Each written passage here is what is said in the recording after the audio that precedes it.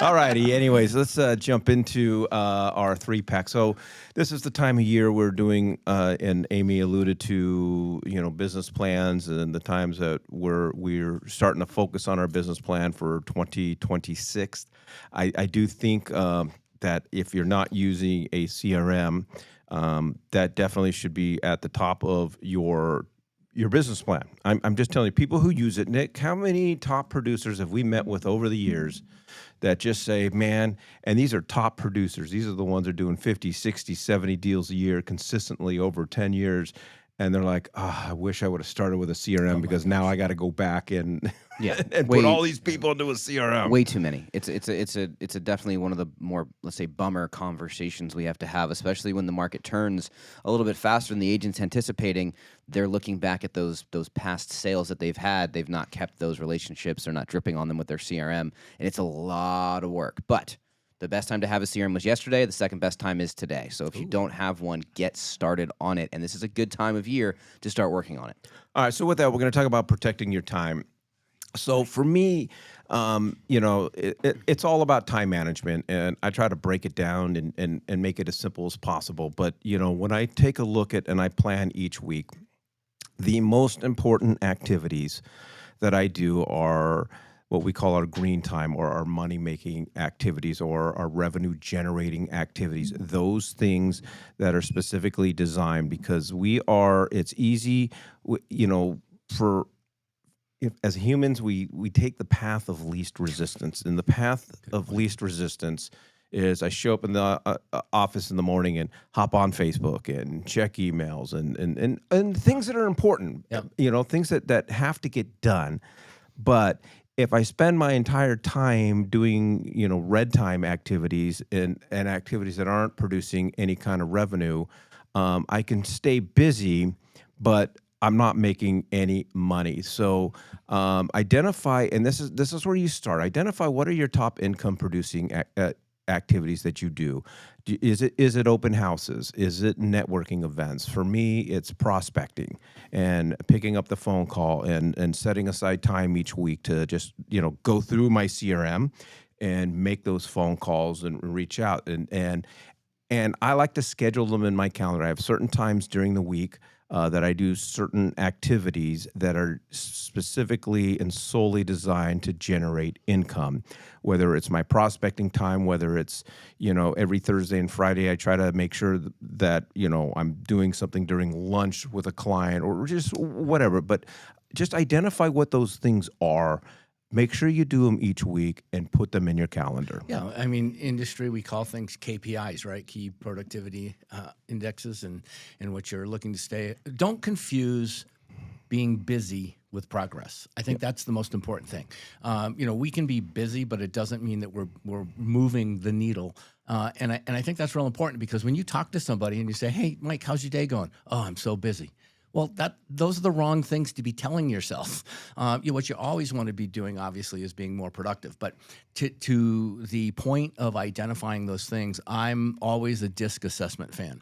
So you can go to WestUSADisc.com, find out about yourself, find out how you're wired, because there's activities that you natively won't do, even though somebody told you that they're going to provide you with returns and conversions. You won't do them. You say you will, but you won't. Just look at what you're doing right now in many aspects. So you want to identify and set yourself up for income-producing tasks that work with how you're wired. And that's one of the reasons why I've always liked 7 Levels of Leadership by Michael Mayer, because it really helps people identify. Is that the sequel to 7 Levels of Communication? What did I say? Leadership. Yeah. I'm just having a good time with you today. You are. I'm not on my game, obviously. Yeah. 7 Levels of the John. Hold on.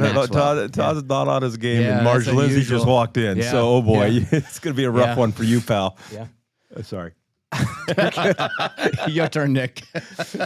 This conversation is something I think we probably do every October, November when we start talking about prioritizing revenue-generating activities. We talk about it over and over again. A busy day could be talking getting coffee, going to lunch, having a conversation in the break room. Productivity is different. And if you have not, in your business in 2025, gone back and looked at the closings, let's say you've had a couple of closings, where did that lead come from? How did they get into your sphere? Was it a referral? Were you doing an open house? Did you send an email? How did you get that person to talk to you? And then what was the transaction? If you're not tracking or at least have a general idea, you're not doing your business any favors, and Mhm. you're going to repeat the same Mhm. busy days that you did in 2025 in 2026. If you're a brand new agent or your business has been slow and you've been doing a lot of things this year and you haven't procured any clients, maybe those things you've been doing are the wrong things. So it's time to take a step back, look back at the last however many months you've been in business, and really start making decisions that are trackable, Yep. reportable, things that you can tangibly move and see what you're doing in your business. And it's not hard, it just takes time. It takes you to time block and say, you know what? I'm going to do this today. I'm going to go back through all of these. And if you've got 40 closings and you don't have the answers to this, you're not going to have 40 There you closings go. next year. Yeah. Yeah, and just to simplify it, you could even use ChatGPT for this, but, For you sure. get a blank piece of paper, a whiteboard, whatever it is, and just start throwing up what are revenue generating activities when it comes down to real estate, and start making a list and just focus on 3 to 5 that you're going to prioritize for the That's another next year. key. Don't make it overwhelming. Focus on just three Yeah. to five different things, and tell it who you are. So if you do that disc assessment, say, I did a disc assessment, and this is what the disc assessment said my profile was. What are the lead generation activities that best fit my profile? So one thing I know about me and my business, and I've learned over the years, we're constantly assessing our pipeline. What deals do we have in the pipeline? What deals do we have under contract? How many listings do we have at any given time?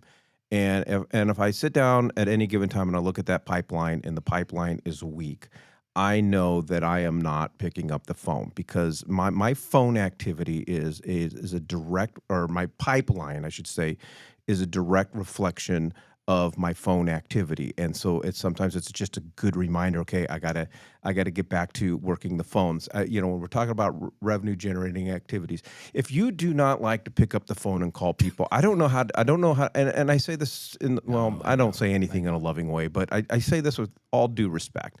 This may not be the business for Right. you. You have to be willing to pick up the phone and have conversations with people. You don't have to like it. I don't like it. I don't like picking up the phone every day and just calling people, in my CRM and so forth. But I know that I have to. So you have to, when you take a look at your calendar, you have to block out prospecting time. This will change your business. If you did 1 hour a day, every day for the next 365 days, I guarantee you your pipeline would be strong, because there's nothing that CRM's great, email drips are great, but it doesn't replace the actual practice of picking up the phone and calling people. So treat your prospecting time like a client appointment. Do not allow for distractions. And I always say, if I've got my prospecting time blocked, let's say Thursday from 1 to 4, and my first call, they're like, "Hey, let's go out and take a look at this home." Okay, get in the car and go show them Yeah. the home. Yeah. But you better reschedule the next 3.5 hours so it gets done. If you need to contact X number of people per week, per day, break it down, and you don't reach that number today, then that means tomorrow you take that same number and add the ones you didn't do. Mhm. So really, if you say, how's my business plan going? Day two, you could be totally not going to hit your target at the end of the year if you allow yourself to do that. But, in this particular case, prospecting is the key. And Dale Carnegie, right? How to Win Friends and Influence People is a book you need to read if you have never read that book.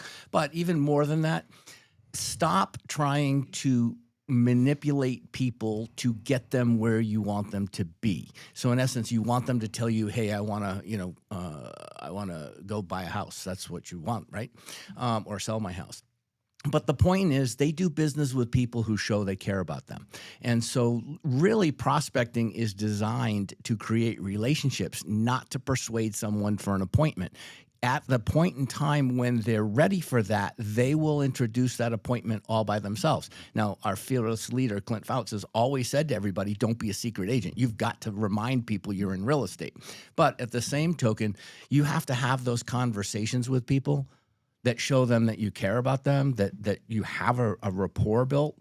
And again, now Mike may challenge that by saying, listen, you might not like me, but you're going to need me when that day comes, which is Mike's favorite comment.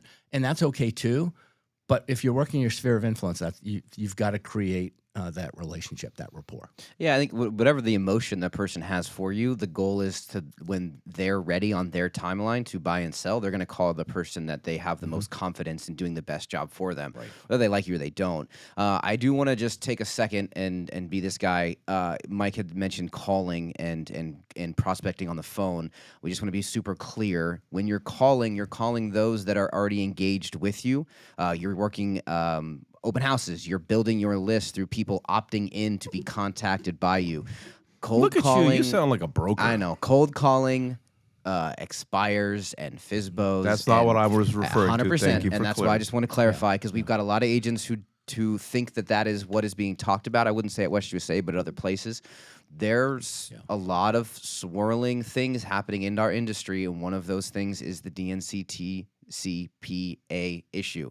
So if you are calling someone that has not opted in to talk to you, you are required by law to go to the National Do Not Call list and make sure that individual is not on them. If they've reached out to you and they've asked you to call them, then you're good, but you need to ensure that you're keeping yourself safe. This is a high dollar fine if you get caught. And if you are using any type of devices to help you in your calling, please stop immediately. Yeah. All right, third point, just use systems to stay accountable. Hopefully everybody's using a calendar, not a paper calendar. My life insurance guy, I just was with him last week.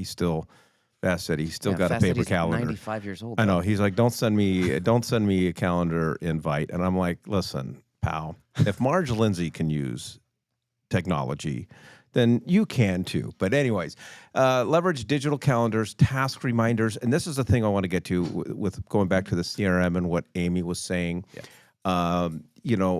Those task reminders inside your CRM are, to me, the money makers. So what I do, I bring it all together. I know when my prospecting time is. I know when I have time blocked for prospecting.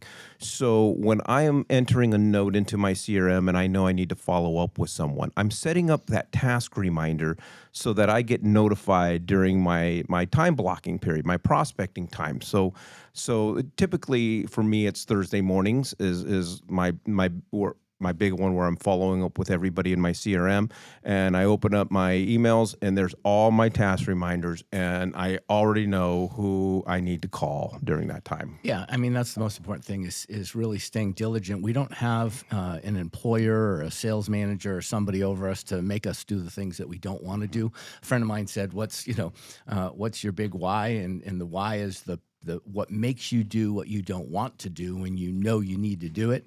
And that's pretty much waking up every day looking for my next client. Oh, that was a good transition. Sorry. So I would just say, like, my final thing here, we're always looking for life hacks and quick tips and things that are going to make us work smarter, not harder. If you're not leveraging your CRM for reminders and you're trying to remember all of these things, you're just setting yourself up to be frustrated. You're setting yourself up to disappoint those that are around you, and everything that you're doing. You leverage technology in this sense. Let the phone, let the CRM, let the calendar remind you that you need to call this person today and follow up since they're back on their trip, or they wanted to start looking at homes in November, or whatever the reason. Use these tools so that your brain can focus on the important things.